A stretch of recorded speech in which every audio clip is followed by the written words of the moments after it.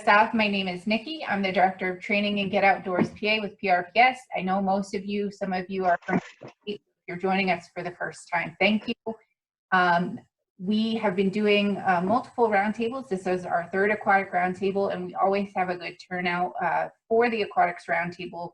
If you have not put your name and email address in the chat box, please do so. We'll send you a follow information. I would like to introduce Kristen Ziegler and Todd Roth, who are going to help lead the roundtable today. They are PRPS members who have been great at leading the roundtable. They are experts in the field.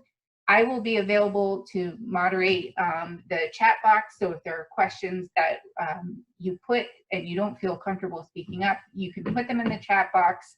But if there's something that you feel like you can contribute, please feel free to unmute yourself or put it in the chat box. And Todd and Kristen, I'm going to turn it over to you, and thank you so much.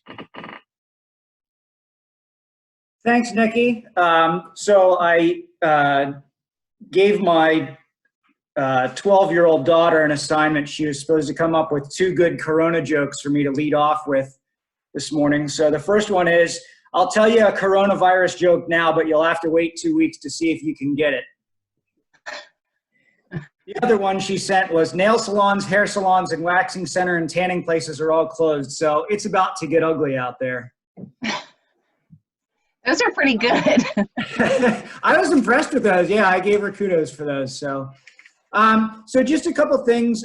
First off, thank you to PRPS for putting this on. I mean, it's really good to be able to network with everybody. I think we've got a ton of experience across the state, and I know we have some people from out of state joining us too. And it's really good to be able to get together and share ideas on how we can all handle this.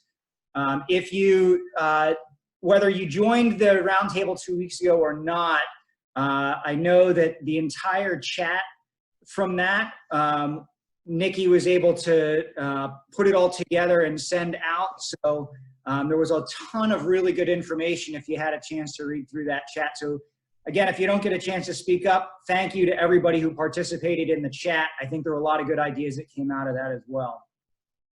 So, good. Agenda for today, you know, I think we're going to go through, we had a kind of a top 5 things that we all have to do in order to be able to reopen. And so I kind of wanted to go through that. We also have some web links we're going to share. Kristen found a really good one on Penn Live this morning. We can share that in the chat box, as well as USA Swimming has come out with a link on their facility reopening messaging and planning. So we'll share that as well at that point. So Kristen, anything to add? Yeah, I want to reiterate the thanks to PRPS for hosting this because it is a really wonderful resource for all of us in Pennsylvania, but nationwide as well, as we all kind of navigate these waters. I did just post the link to the Penn Live article that came out today.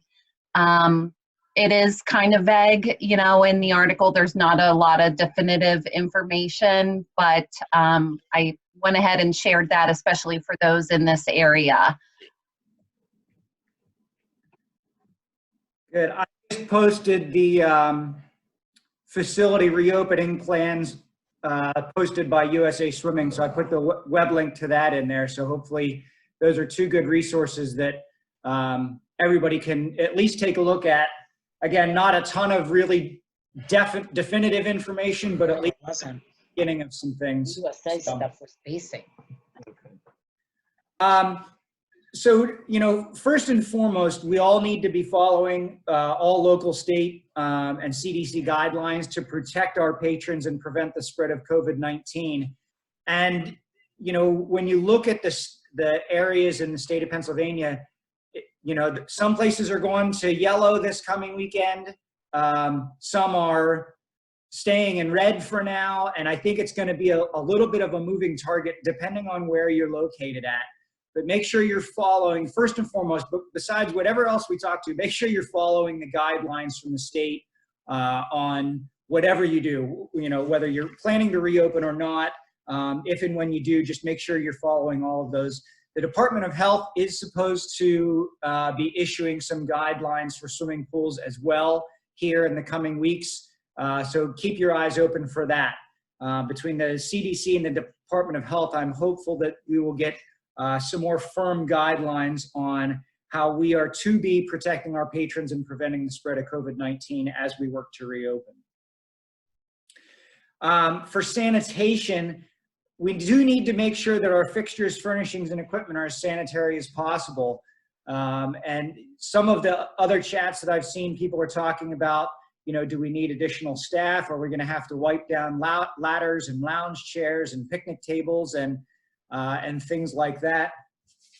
The USA Swimming guidelines do have to eliminate the use of low ventilated spaces and rooms that prevent social distancing. So that may mean your locker rooms might not be able to open if they're not allowing for that social distancing. Well, and if you can't have bathrooms at your facility, do you open your facility? And some questions like that. Recommended to increase water sanitation level, you know, at minimum 2 parts per million or higher. If you're a higher volume facility, you may want to increase that even more. And then having visible markers on the floor to indicate appropriate spacing on the pool deck, around your entrances, etc. I don't know about you, I've seen a lot of those at our grocery stores and other places of business have the markers on the ground. One of my daughters suggested it could be as easy as taking sidewalk chalk and marking out squares on the pavement outside your pool facility to remind your patrons to stay distant as they're moving through. Inside your buildings, the questions about how are you going to manage and sanitize your bathrooms? Are you going to have a schedule to do that more regularly? What's your checklist for cleaning and disinfecting surfaces? And that could be in the bathrooms or around the rest of your facility. Again, we talked about ladders, lounge chairs, picnic tables. Do you even put lounge chairs out? Do you leave them in storage for now? Are you going to have additional hand sanitizer at your desk check-in areas? Are you going to hang plexiglass or plastic screens above your desk check-in areas to protect your staff as they're checking people in and out of your facility? How will you control access and egress of your facility? One of the things, there's 2 good ideas I've heard. I don't know how applicable they are. One would be to have like a bouncer at your gate with a counter, and you would limit the number of patrons allowed in your facility. And it might be 1 person in, 1 person out once you reach that limit. And that limit might be a fraction of what, if normally your facility capacity is 300 and, you're going to say, well, we're going to limit it to 1/4 of that. So it's going to be 75 people in the facility at a time. And once we reach that, it's going to be 1 person in and 1 person out. So that was one idea I heard. The other one I heard was having sign-up times for families to use pools and it might be an 1.5-hour block for a 1-hour swim. So if you sign up to swim at 10 a.m. with your family, you swim from 10 to 11, and then there's a ½ an hour to change over for you to get out of the facility, for the staff to wipe down and sanitize things. And then at the 11:30 block, they would let the next block in. And I've heard people using like golf course tee time sign up programs or Google Docs or things like that. There is some software out there to allow for people to sign up for things like that online. And that would be another way to control access. You would put time limits on it to make it a little more fair for equitable use of your facility throughout the day in doing that. Again, how are you going to limit contact points in the facility? What's your staffing plan? We'll get into more detailed staffing information for lifeguards later, but how are you going to control your lifeguards in and out of, say, a guard room or something like that, where they might be in closer proximity or contact to each other? From USA Swimming, how will you maintain spacing during workouts in the pool? Now, chlorine does kill the COVID virus, but you know, those of us that have been around swim team practices, it's like watching spawning salmon in the pool. They're all over each other. So how will those kids, do you have them start at different ends of the pool? Do you have, our local swim teams have talked about having like names A through Z practice Monday, Wednesday, Friday, or I'm sorry, A through M Monday, Wednesday, Friday, and N through Z practicing Tuesday, Thursday, Saturday. So is it possible to split up some of your programming to allow for that? So anyone have questions or comments about anything so far? I just threw a whole bunch of stuff out.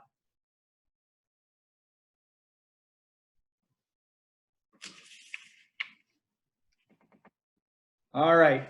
So all of that, again, if you move, and it looks like, you know, Go ahead.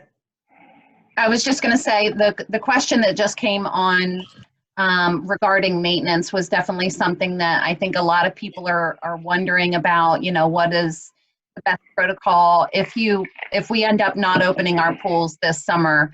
What are people's plans on maintenance for the summer?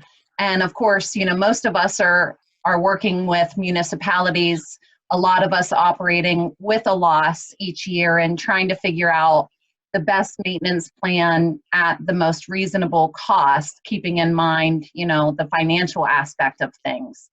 Another side note to that is also considering staffing. If any of us do get furloughed or laid off, you know, kind of incorporating that into the maintenance plan. So I just wanted to add that in. I know that's on a lot of people's minds kind of going forward into this. That's a great point, Kristen. Thank you. So this is just my opinion. The best thing for a pool is to be running. The best thing for your pool shell is to have water in the pool and chlorine in the pool. So, you know, my recommendation would be that even if you don't open, you will be better off in the future if you get your pumps running, if you get chlorine into your pool, if you get your pool shell cleaned out.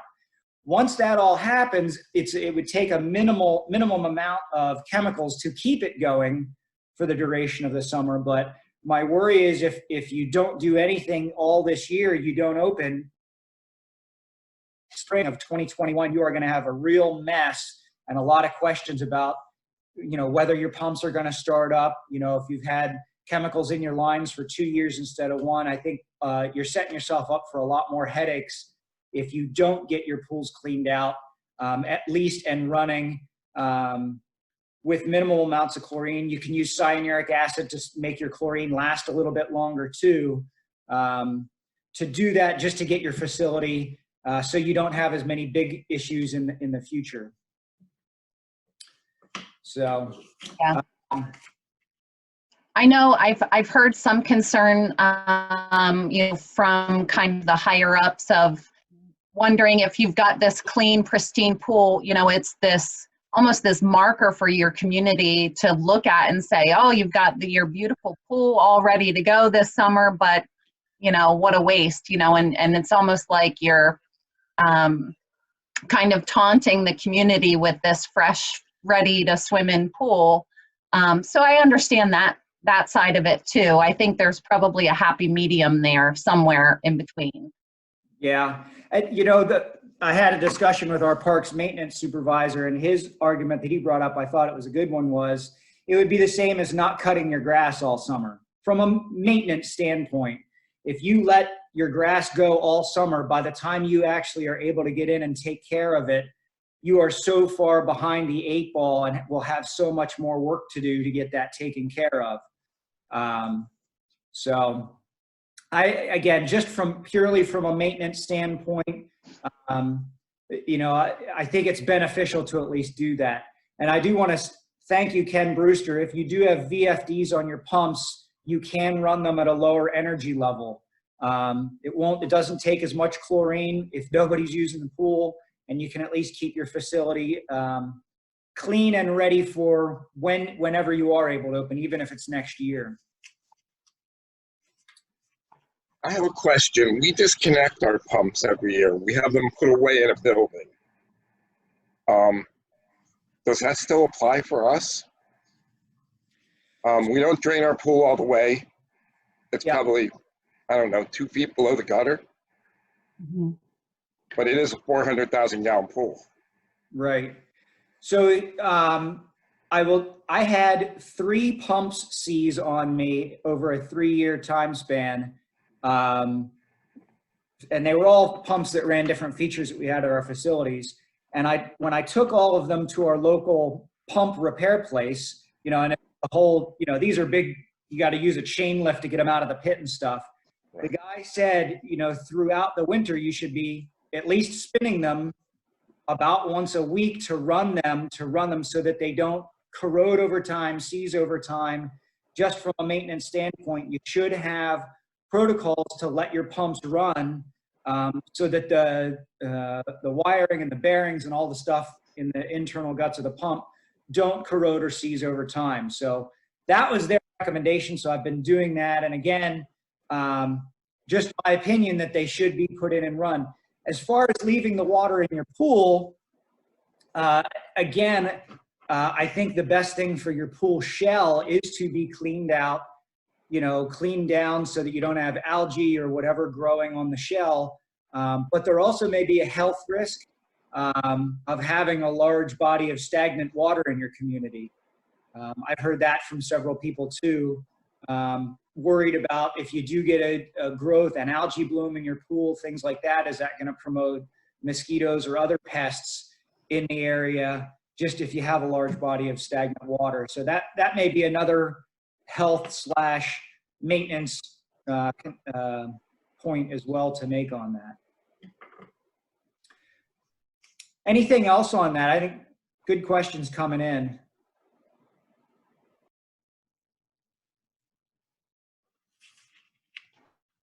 Yeah, I just want to add, I've talked with some of our gurus down in our water and sewer department as far as pump maintenance, and you can probably talk to lots of different experts that have more experience with pumps than I do, but they're kind of recommending, you know, every month making sure that you're turning over your pumps regardless of whether or not the water's in the pool.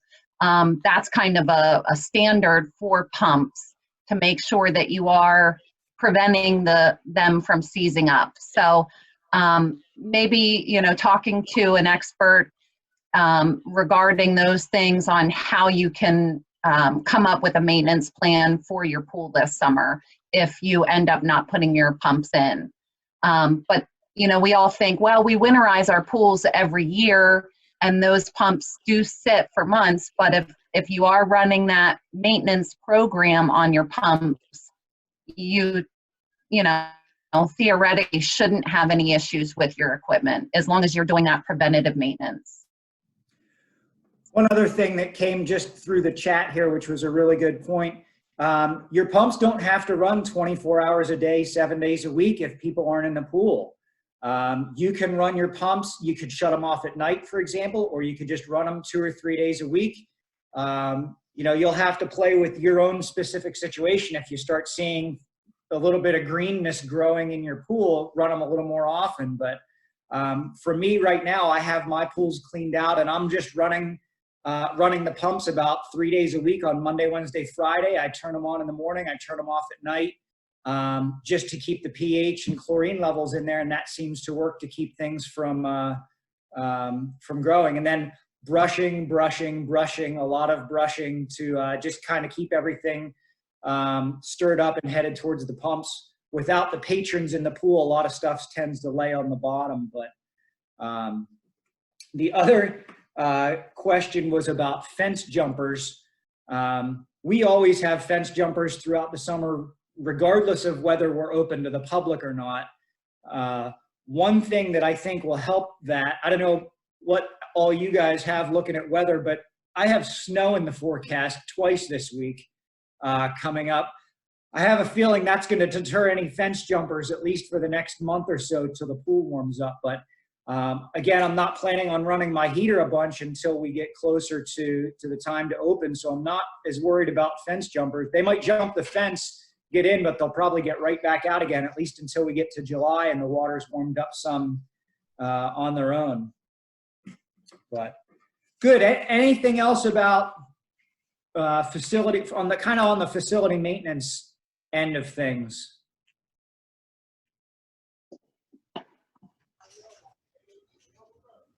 There's a good point made about having algicide, oil absorber, slow release chlorine. I mean, there are options out there.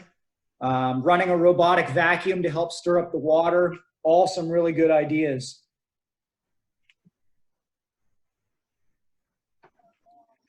So just to touch on the governor's plan, again, we're all still in red right now.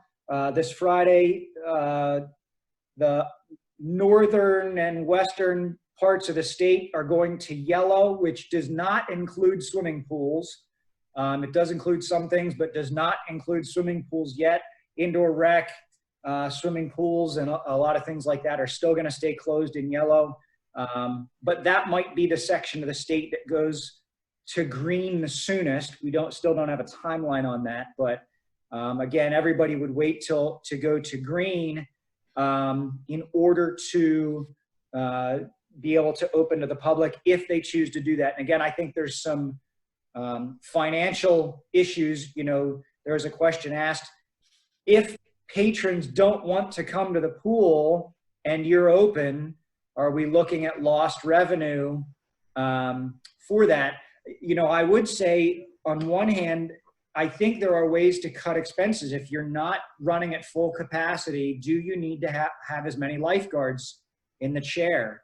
You know, obviously you have to meet the state minimum based on square footage. But I know for me, we have like 3 times more guards than we really need by the state minimum just because we have busy pools.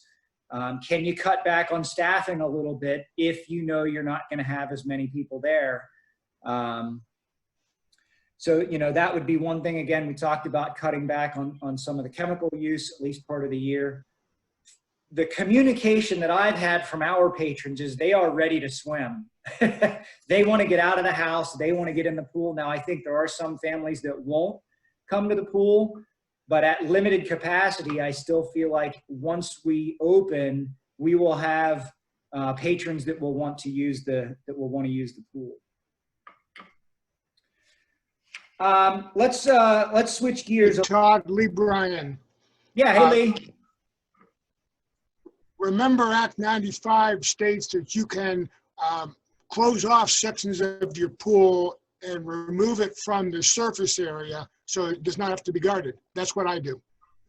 Oh, that's a great point, Lee. Yeah, if your numbers are down, you can close sections of your pool to reduce the square footage that you're guarding.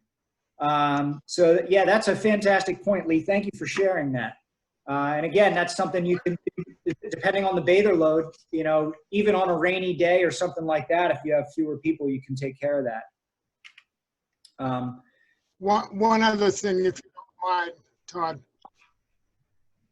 The Model Aquatic Health Code has come out with some new standards for the use of cyanuric acid.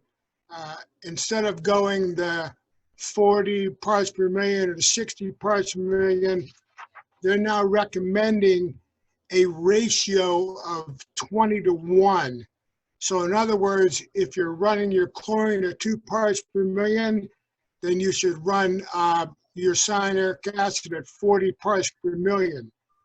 Now, that's all they say at this moment. My question is, if you're running it at 5 parts per million, are you going to run it at 100 parts per million cyanuric acid, which would be way over what the recommendations have always been? So it's still something to look into. I know the Model Aquatic Health Code at one time said no cyanuric acid. At least now they're looking at it. Lee, I got to tell you, Mike Bonavita here, B&R Pools in Pittsburgh, absolutely not. I do not run your cyanuric acid at 100 parts per million. You will have chlorine lock, and it will be a nightmare. 40 parts per million maximum, period. I don't care what your chlorine level is. No, I agree 100% with you. I was just saying that the Model Aquatic Health Code is now recommending a ratio instead of a minimum and maximum. Well, as with anything else, with all the chemical stuff, just be careful with it. You know, I would always recommend understanding what your maximums should be, period, before you look at anything else. So, but You yeah, know, Todd, in addition to the chlorine lock, our main test kits, the ones that most people have, they're going to get false readings once you start getting above 50, 60 parts per million. Been there, done that, and you're going to end up with some major problems, the alkalinity, pH, just because you're going to be misreading through your test kits. Running your cyanuric acid above 40 is just highly not recommended. yeah. Well, you know, and I would say if you're going to use cyanuric acid and you're not familiar with it, ask someone for help. You know, we've got a lot of great resources all around the state, whether it's your peers or contractors or vendors. Any one of them, I think, would be more than willing to help you, give you some advice on the best way to use, whether it's cyanuric acid or any other chemical you might not be familiar with. Yeah, just to make it clear. Yeah, that cyanuric acid, it'll also affect you. I by no means was recommending that. That was my point, that, you know, this 20-to-1 ratio they're talking about is very ambiguous. I run my chlorine at 5, and I would never ever consider running cyanuric acid more than 40 parts per million in my particular pool. I was merely making the statement that that's what the Model Aquatic Health Code is stating at this time. Again, I would never run my cyanuric acid at that high due to the multiple, and of course, effect on crypto. Right, right. Good. Hey, let's switch gears here.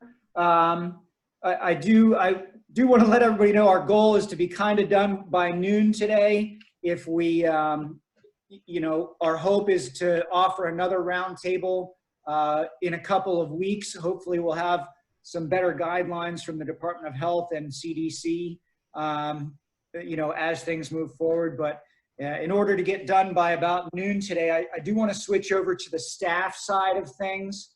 I think there's a lot going on with staff. Now, number one, the Red Cross has offered to extend all certifications by 120 days, but it's not automatic. You do need to sign up for, you know, sign your guards up and go through the Red Cross protocols to get that extension. It's not an automatic thing that's just added on. So in terms of certification, that's one option to do that. For other staff that need to train and certify, obviously when we're all under red, we can't do anything. If and when you move to yellow, you know, one of the questions I have is, does that mean you're able to meet in smaller, whether it's in-service training or whether it's, you know, can you run a lifeguard class with 6 people when you're under the yellow protocol from the state? So that's one of the questions I would want to ask. And as you're training staff, and if you don't get a chance to speak, I would encourage you to post in the chat. Are you including any new procedures or personal protective equipment protocols for your lifeguards this year? I'll just and I'll repeat that. Are you planning for your lifeguards any new procedures or personal protective equipment requirements for this year and or moving forward?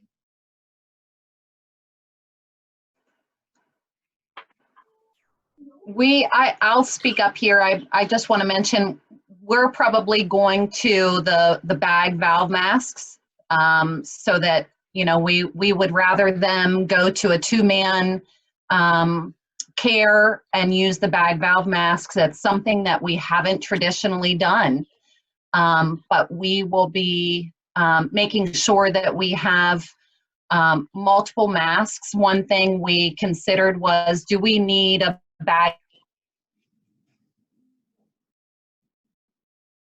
overhead valve mask for every staff member? Or can we maybe just have a couple in our emergency response bag, able to use disposable air bags that connect to the BVM and then disinfect after care is provided? But that's one change, at least for my facility. Over on my side of town, we're looking to the VeraMax filters for each one of our individual staff, and this is one that can actually fit onto the Big Easy mask. So you can use it there, but you can also use it on your BVM as well. And that's that's for that exhaled air when you're doing CPR rescue breathing. Also with the crash bags, I'm putting a face shield and a gown with each one of our crash bags for our staff as well on our end. Yeah, we're doing the same, Ken, with face shields and or goggles, because face shields are back ordered, it seems, at a lot of retail places. But if you can get really nice sealable goggles, that's another way to protect the eyes, while providing care.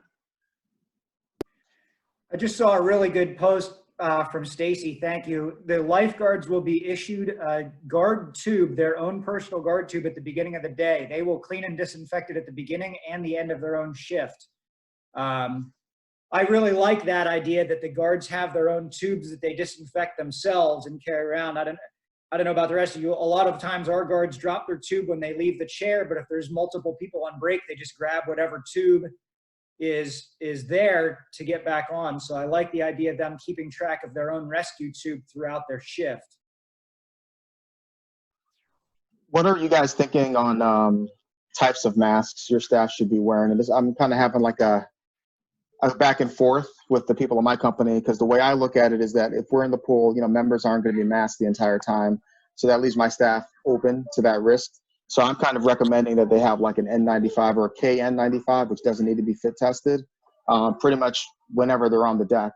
If they're in the stand, I don't want them to have a face shield on in the stand. So I'm putting like a 6x6 square of tape around each lifeguard stand to keep the members back. But when they're walking on the deck, I kind of want them to have the face shield as well. But, the whole cloth mask argument of my mask protects you, your mask protects me is out the window when the other person isn't wearing a mask. And that's kind of the same thing if I'm kind of dealing with my child care and my ELC area too, because kids that are under 2 years old, aren't, per the CDC, are not supposed to really wear a mask. And then the other thing a lot of people need to think about too is that people coming into your facility, if they have a medical issue that prevents them from wearing a mask, they don't have to. So when you're talking about, PPE for each one of the positions at your facility, what is the largest risk that person in that position can be exposed to?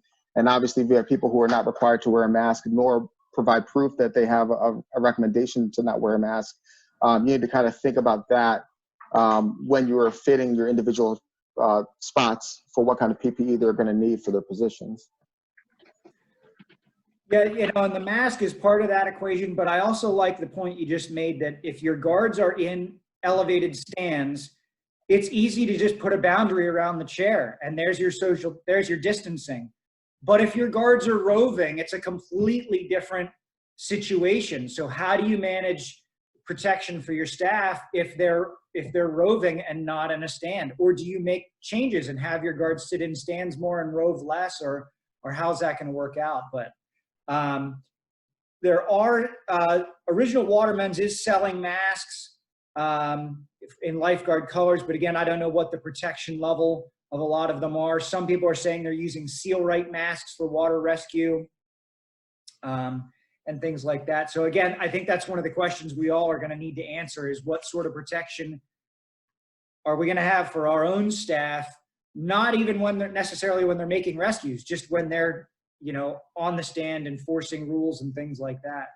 Has anybody purchased, this week I splurged, I purchased a bunch of electronic whistles so that if my guards are masked, they have an electronic noise maker that they'll be able to use without having to put a whistle in their mouth. I have seen them, I think I got mine for $12.50 a piece, but I've seen them between $12 and $15. I don't know if anybody else had gotten electronic whistles or going to plan on other form of noise maker instead of a whistle if your guards are masked up. If I could jump in there for a second, this is actually the original Waterman mask. It does look pretty breathable, obviously, for being on deck. You know, you're gonna have to clean it every night type of thing, but it does seem to fit pretty decently and obviously looks somewhat professional. I did work in an outdoor facility where we had the mini air horns attached to each one of our lifeguard chairs because the whistles couldn't be heard from one end of the Olympic size pool to the other due to the wind. That seemed to work pretty well as well. Again, I'm in Nevada, so our climate is a little bit different than what you guys deal with there in Pennsylvania. Originally from Wisconsin, so I get the snow and the weather that you do have to deal with, but that would be my recommendation. Is it hasn't really been a huge issue. And I think once they're in the stand, you know, obviously something that isn't medical grade is easy enough to fold up, put in your hip pack while you're sitting on stand, especially if it's half an hour to an hour where you're, you know, the social distance in the chair is easy. It's the rove post where you may want to have the mask. And obviously the lifeguards have to be paying a little bit more attention because with the whistle, you can then yell, bring the crash bag, bring the backboard, bring whatever you need. And, you know, with the whistle, it'll activate everybody, but they're going to have to really pay attention and figure out what to bring. My youngest electronic daughter said, whistles. go ahead. Oh, sorry. Do they work if you're in the water? So if they forget to activate the EAP before they enter the water, is it now ineffective? Or I don't know. I haven't received them yet. I just ordered them this week. But I will certainly do a test for everybody before our next meeting if I get them in by then. You know, speaking of roving guards and social distancing, my youngest daughter told me I should just take a pool noodle and have the guards stick it in their straps across this way so that they could, that would be their pool noodle would be their social distance bubble that they could walk around on the deck and keep everybody else away. I did see a guy out, I was hiking last week and I saw a guy, he had his pool noodles stuck on the handlebars of his bike to mark out his little bubble that he was riding in. But the ideas that were coming out of this. So what about staff training? And I'm thinking specifically of lifeguards making rescues in the pool. Obviously you're in very close contact with another person when you're making rescues. Has anybody had any ideas? Last Zoom meeting, we talked about having a lifeguard would bring a family member and they would rescue their family member while they were doing the skills or something like that. We're using submersible mannequins to do all your rescues on a mannequin. Anybody else had any ideas on how to handle that?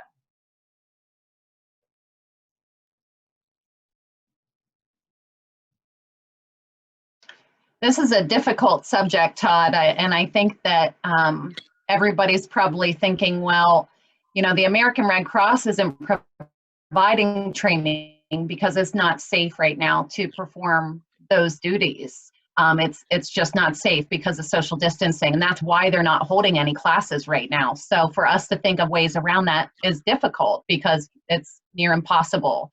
But I think, and I had stated the American Red Cross, I think, is waiting until we're in the green phase to resume training because it is so difficult to think of social distancing and training because they just don't go together. You can't social distance and perform CPR on someone or, you know, rescue breathing. You know, those things don't work.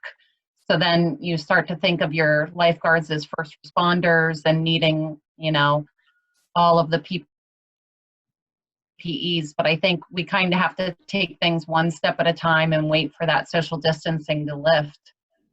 Yeah. You know, and thankfully, the actual rescues, the real life rescues that our guards made are usually, knock on wood, few and far between. But when you look at the volume of rescues they make when they're training, you know, you make so many rescues in a row with that close contact during the training. But without that training, I'm not comfortable putting them in the chair either. You know, some of my guards haven't been in a chair since last August. And, you know, I'm not going to even consider putting them in a chair unless we have the time to train and to have them go through rescues before that happens. So I think that's kind of one of the prerequisites of getting ready to reopen, is being able to train your staff, review your skills with your staff, and things like that. There's a post on the chat. There's a county in Maryland planning on only doing saves from behind to reduce face-to-face contact. I think that might be a step in the right direction too. But like Kristen said, you know, if you're doing CPR, you know, you're dragging somebody out, you might be doing your look, listen, and feel for breathing, whatever. Get the victim out, and at least use a mannequin for as much of that as you can. Has there been any, Audrey Logar from Camp Hillsborough, has there been any discussion about guards under the age of 18 making them wear masks? Do we have to reach out to the parents? Do the parents have to be involved? Has anybody heard anything about that? I have not, but anybody else? Merely in the fact that there was discussion about it as to, you know, how comfortable parents might be if their children are under 18 working for us, working in this environment where they are going to be exposed, but I don't know that anyone has a policy or some kind of verbiage to address it yet, but people are thinking about it, obviously. You know, and I would add to that, for all of your staff, you know, under 18, obviously there's considerations and parental guidance there too, but you might have staff that are older than 18 that just aren't comfortable in that position. And, you know, moving forward, do you want to hold that up against them or not hold that against them? You know, are you not going to rehire them next year because they didn't step up and work this year if you open, or whatever? So I think we need to, number one, communicate with our staff clearly whatever your expectations are, and then have a plan for how to handle the staff members moving forward. Again, if and when we all open. So, anything else on? Go ahead. Sorry, this is Crystal with Manheim Township in Lancaster County. And we are going to host our training pretty much as soon as we get the green light to even open the pool. So as soon as the state comes out and says that we can do it, we have a 2-week time frame that basically we're going to extend our opening out 2 weeks so we can have our training, get the pools ready, make sure everything's ready to go, and then we'll open our pool. So that's kind of what the very first thing we would do is our staff training with manual, and then the next day is all our lifeguard stuff in the pool. So along with that, are people being asked by their agency to prepare a plan? Like, whenever we get the green light, it's gonna take us 12 days before we can open, and that 12 days would allow for staff training, facility maintenance, whatever, you know, whatever you would need to do when you're given the green light that you can get your staff back. Is anybody else being asked to do something like that? Yeah, I know. I've just recently put together a kind of a tiered plan, a tiered opening plan for our management and our council so that they can see when they need to make a decision by. So I kind of I went, you know, figured out, okay, how many weeks do I need for maintenance? How many do I need for training? How much time do I need for disinfection of the facility? And here's the latest date that we can start moving on that so that they know, you know, where their decision making lies. If they wait to make decisions, they know how that affects the start of the season. So I'd be happy to share that with anybody that would like to see my phase plan. I also list all of the challenges that we'll be facing. I'm sure there'll be challenges that all of you will be facing, or at least some similar challenges.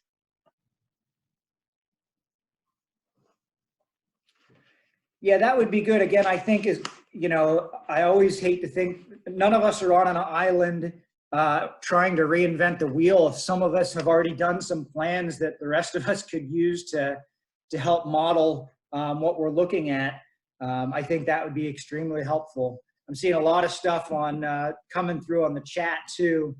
And again, there is that timeline out there. You know, a lot of places around the country that are closing now are closing because even if they went green in the next 4 to 5 weeks or whatever their version of green is, they don't think that's enough time to get their pools up and running, get their staff trained and go through that process. So again, it just helps all of us work with whoever we're working for, whoever your boss is. If you can show them some guidelines, here's what it's going to take. I just feel like that would make your life easier moving forward. Kristen. Hey, Todd. Oh, sorry, Kristen, if you want to email me that plan, I can include it in the follow-up or send a separate email with that plan. And PRPS has a couple other examples as well. Just a reminder to everyone, if you want to see that plan that Kristen just referred to, as well as the follow-up emails, please put your name and email address in the chat box and we'll make sure you get that. Sorry about that. Sounds great. I'll get that emailed over to you, Nikki. Thank you. It's Crystal with Manheim Township. I just wanted to jump in. I had actually found a link that had all the states and plans. Either it's the state plan or different municipalities or counties in those states. But I found it really helpful, especially New Jersey just posted one for Princeton municipality, and they were very similar to our size, and they've got a pretty nice plan in place with some really great ideas. And that might definitely help a lot of us since they're one of our neighbors and going through it a little bit more difficult than we are right now. Jim Foster with Doylestown, Borough of Doylestown. We're having our solicitor actually look at an addendum to our liability waiver, just to make sure that when people come, they know that it's personal risk. I think that's important. So just an FYI on that. That's a great point, Jim. Thank you for sharing that. I'm writing that down. I think that might be part of a lot of plans is before you open, what sorts of things do you need to have in place? You know, 2 weeks ago, we talked a lot about the risk that our patrons will take on themselves when they go to swim. You know, that there is some inherent risk in the activity, but that we as a facility do need to, you know, do our part to provide a safe facility for them to swim in too. So that's a great point. I want to switch gears one last time here. I just want to get into some of the financial aspects of this. Is anyone considering changing fees, reducing fees, offering, you know, what's your discount look like? What are people thinking, you know, assuming a partial opening for the summer, how does your fee structure change in doing that? This is Audrey. So we are definitely not open Memorial Day weekend. We told the community yesterday. And we told them that we will prorate the membership depending on when and if we can open. So the pricing is going to depend on how many days we're actually open for the summer. But anyone who purchased a membership as of today, which no one's purchased a membership since March, they will all get a partial refund back based on the prices that we come up with. Doylestown is prorating based on a week basis for how many weeks we are open. Also, until opening day, anybody who wants a refund, refund is granted, no questions asked.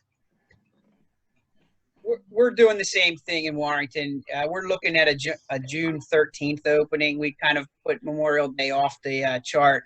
Just in the Southeast PA, it's going to be really hard for us. And I mean, we don't know what's going to be lifted. Refund is the same thing as Jim said. If we open June 13th, we're only losing 3 weekends. It's not that detrimental to us. But I know our board is looking at if we can't open by the 1st of July at the latest, then there's a very high chance that we're not going to open this summer, and it's going to be basically a board decision at that point. But we're trying to plan and get all the disinfecting. Like I said, we already ordered the touchless thermometers to check temperatures, possibly at the gate, and staff. Our police and EMS, our emergency management guy, already ordered us one of those electrostatic ionizing misting guns for our facilities and high touch areas. And even if we don't use it this year, that won't go bad. We can use it throughout the year for any of our facilities. So I think the governor's supposed to make and the health secretary is supposed to give us some guidance this week on pools specifically. The last couple meetings I've watched, I know that question has been coming up more and more. So they're going to have to give us some guidance. And until then, it's really hard to, like I said, we're trying to play a game we don't know all the rules to yet. So that's where we're at. So it seems like the, go ahead. I did want to mention that PRPS staff spoke with DCNR yesterday about the governor's plan for reopening aquatic facilities. And that's not just pools, that's swim beaches and state parks. And one of the topics was, Dr. Levine yesterday saying that they haven't made that decision yet. We do have the webinar on Friday where Richard Pugh from DOH is hopefully answering some of our questions related to aquatic facilities, also many other park and recreation facilities, summer camps, programs, stuff like that. But one of the things that we're hoping is to perhaps schedule a meeting with Mr. Pugh, representatives from DCNR and representatives from PRPS, and potentially providing them with plans, protocols, questions that may not be answered by Friday. And if a protocol is not set in place by the time within the next couple days or by Friday, if we don't have those questions answered, to see if the information we're gleaning from the roundtable, from questions and conversations that we can have with DCNR and DOH, if we can get the timeline, if we can get the clarifications in the protocol. So I would, ask that, through these roundtables, if there's things that you think that we should ask that we haven't already, a lot of you are able to submit questions that we are already asking. I've seen a couple more of them come through in the group chat. To please let me know via email, or you can throw them in the chat box now. I will be reviewing this. Or if there's things that you think that we should keep in mind that we haven't discussed on one of these roundtables, hopefully we will be able to touch base with DOH about, the opening of these facilities. And again, it's not just pools, it will touch on splash pads and other aquatic facilities, beaches, and the like, because we know they haven't made those decisions yet. And we want to be proactive in making sure that, you guys are the experts. There are people who work in the state parks that manage those facilities are the experts. And we want to make sure that they have that expertise when making that decision. So we're hopefully being proactive in helping them with that decision. I wanted to mention, Nikki, thank you, that a standard operating procedure for cleaning and disinfecting is something that's on my list. I actually found one that was created in a different state recently, and without having anything else, I am kind of using that as a template for developing my own. But I think we probably all need to be considering what would be a good SOP for our own facilities, and using the CDC and the Department of Health for guidance on those things. But from what I'm seeing, folks are looking at disinfecting their bathhouses every hour when they're open, considering, guard rotations, disinfecting their guard chairs every rotation, spraying down the deck with disinfectant at the beginning and the end of each day. These are just examples from the SOP that I have seen. So absolutely, that's another thing. Any of that information, send it my way. I'll put my email in the chat box now, but yes, please share that. Again, we'll touch base with obviously it's not PRPS who's coming with the information, it's our members and our aquatics branch, and we utilize them to make sure that we have the right information. And you know, we've done our research on the back end, but it's you guys that help us, you know, work with the decision makers. So this all happened yesterday. I know Mark is on the call as well, so if he wants to speak to that, he can unmute himself and do that. It just kind of happened. We're going to try to put some stuff together and see if we can get those discussions started. Yeah, I don't have anything to add.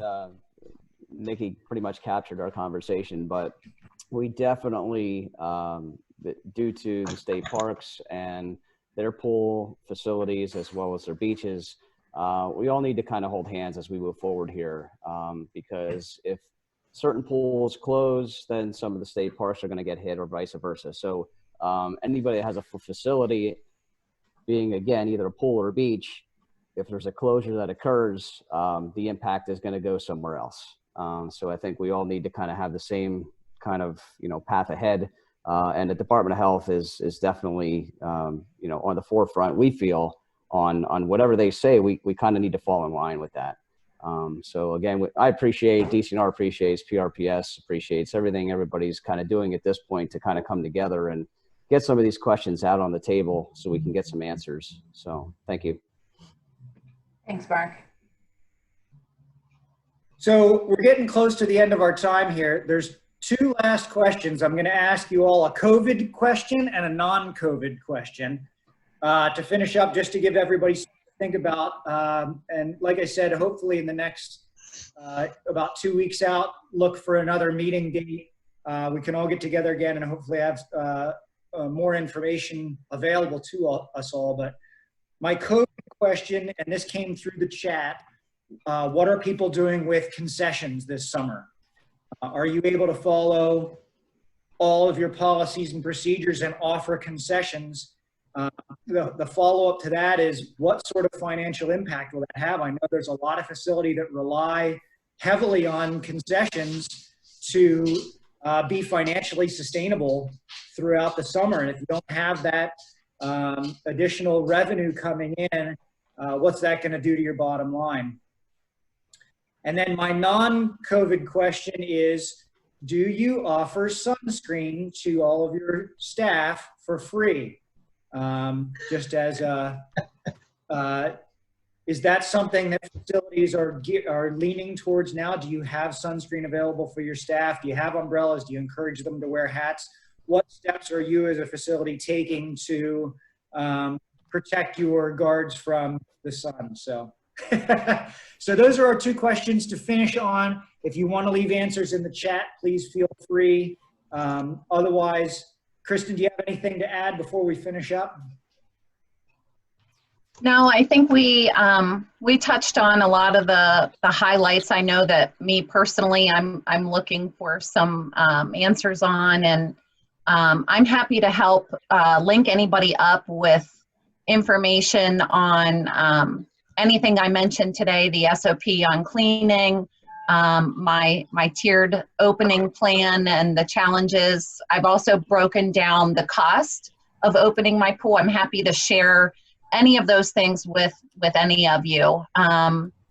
So I can pass that on to Nikki, and she can make sure that that gets out to all the guests in the chat today. But otherwise, we'll see what the end of the week brings. I think it'll be some things probably starting to move a little bit on decision making here by the end of the week. Fingers crossed. I can interject poll results. Are you currently planning on opening your pool? It was a multiple choice question. Yes, full open was 9%. Yes, with a shortened schedule was 16%. Yes, with limited use was 18%. Don't know, 61% takes the prize. And no, not at all was only 4%. Thank you, Dan. Thanks. Well, thank you everyone who joined and participated today. This was great. And again, if you didn't get a chance to follow along in the chat, there was a lot of really good discussion over there too. I would encourage you all to go back and read through that. after Nikki compiles it, but give her time. It takes time to put all that together. So thank you again to PRPS. Thank you, Kristen, and thank you everyone else for joining today. Hopefully we'll see you all in a couple weeks.